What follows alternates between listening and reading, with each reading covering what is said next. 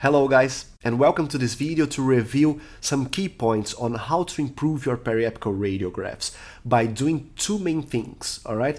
The first one is how to minimize the superimposition of surrounding structures.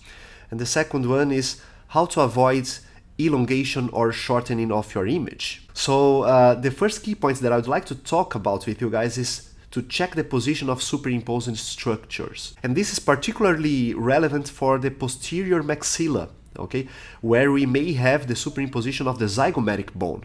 All right, so if you consider the vertical angle, okay, so this would be 0 parallel to the horizontal plane. If we go too high with this angle, with the vertical angle, then we may end up with the superimposition of this zygomatic bone and the zygomatic process of the maxilla. And that's exactly what is happening in the letter B. Okay, so on the letter A, we still have a vertical angle, but it's not too high, okay? And posterior regions, they usually don't have a high angle, okay? So they have actually close to 0 for posterior regions, all right? So if we see the angle of the letter B is actually higher, and that's why we are going to end up with the superimposition of the zygomatic bone, okay? If we see this in transparency, then we are seeing now the position of the film in red, okay? Take a look at the position of the film. So the zygomatic bone will be superimposed in the image. And it happens, but if we can minimize this with a not so high vertical angle, then it's actually better. We can also make sure about the axis of your film or sensor.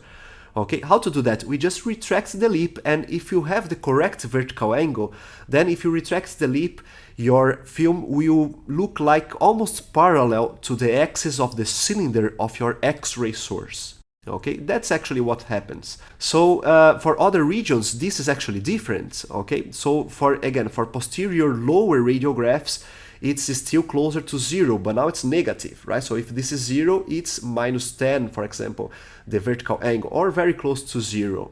For anterior regions, you guys are seeing on the letter D, the angles are higher, okay? Because of the inclination of the maxillary bone, we need to have a higher angle now. The higher the angle is, I will get shortening of my image, okay?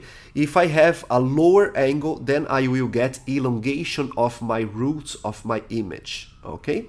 So let's consider this as well.